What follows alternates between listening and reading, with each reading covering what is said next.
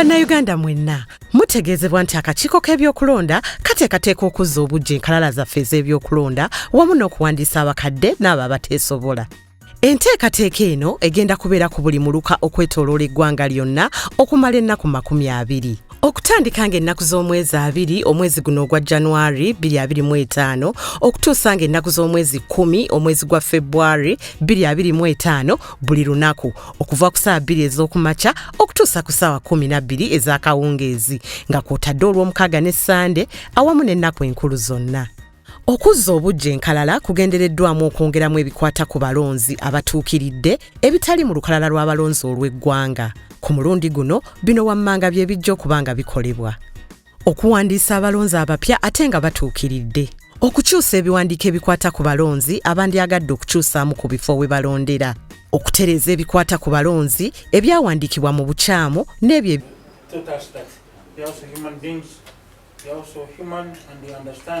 what fairness and justice is.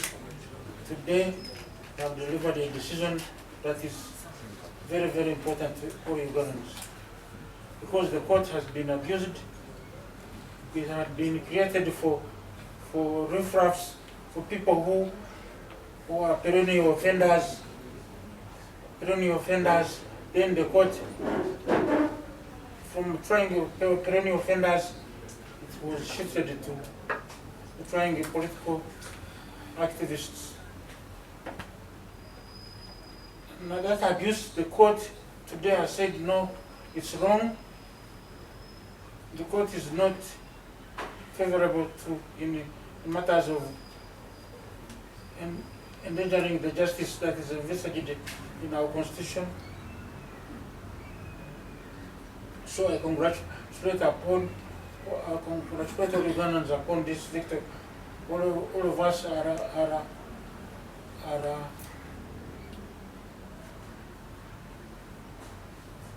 all of us have participated in this. The journalists and even people who have gone on social media and cried out for justice. This is the result of activism. People, many of you are young people. I can tell you, people, let us be very serious about the rule of law. We shall not have rule of law if we keep quiet. So I'm very much blessed to have my sister Sarah here. She has been an activist of rule of law. So it's very, very important. All of you, wherever you are, try your best to make sure that our constitution is not abused and that it is followed to the letter. I also thank my younger brother here, Elson, for arranging my time at the bar. He is a former member of the Rules Committee. He is a great legal publisher. But I'm still in the Rules Committee. He's still on the Rules Committee. He's a member of the Rules Committee. The Rules Committee is the committee that writes the rules that are the laws.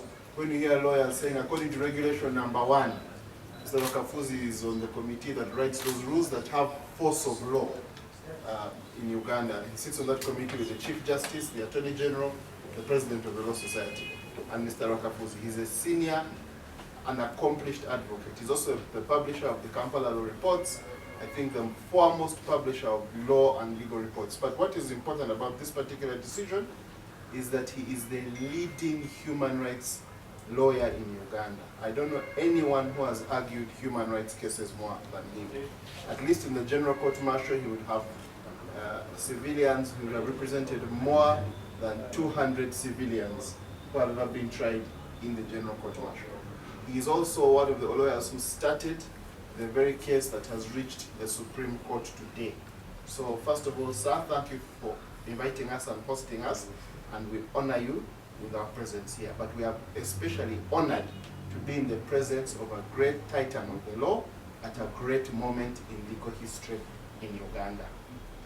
I have known him for a very long time. I've practiced law many times against him on the other side of the bar, but he has taught us the true meaning of learned friend.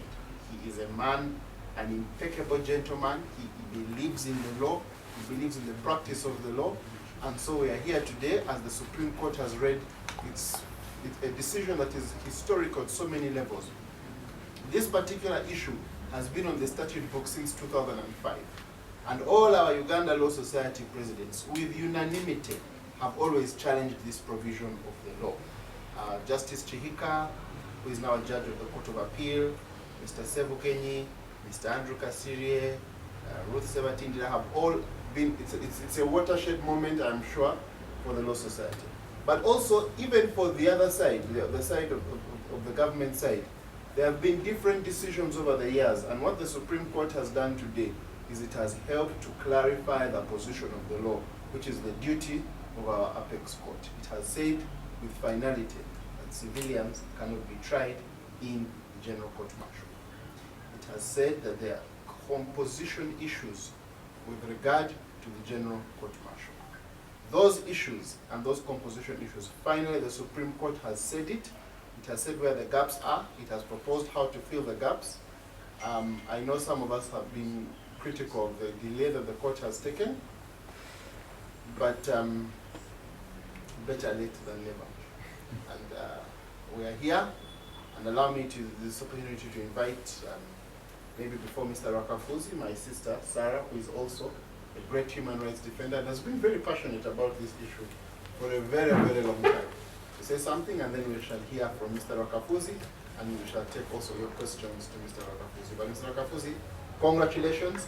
Thank you. We are honored. We are privileged. I associate myself with the remarks of Council Jason Karanga regarding the role of our senior Rwakafuuzi in fighting for human rights, but most importantly, he's the single most lawyer who has represented many people in court martial. Even some that he doesn't know, that he goes and he offers his service in the court. So we thank you for that, and we shall forever recognize your contribution. On the decision of the Supreme Court, I wish to congratulate Ugandans. We have been having a heavy yoke of burden on our necks as a nation. It doesn't matter whether you have been personally affected or not, but as people who promote constitutional governance, it was so unfortunate to have lived with these provisions of trying civilians in military courts, incompetent, laymen sitting and pretending, to administer or exercise judicial power. We have suffered this for 20 years. It's so unfortunate, but I wish to congratulate Ugandans that finally the Constitution has prevailed. Finally, our sovereignty has prevailed, and we shall not see civilians again being dragged in the military court martial, subjected to things they know nothing about. And we hope that those who have been facing these charges, like the Loop supporters, 4 years down the road, just for supporting a candidate of their choice, and you have children, languishing in jail, facing military court, where their case cannot even be heard, where bail cannot be granted.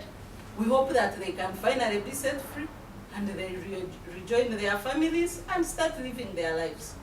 So my role here is to congratulate Ugandans over this burden that has affected all of us as a nation, that has engulfed us for 2 decades of facing military injustice in this country, alongside constitutionalism.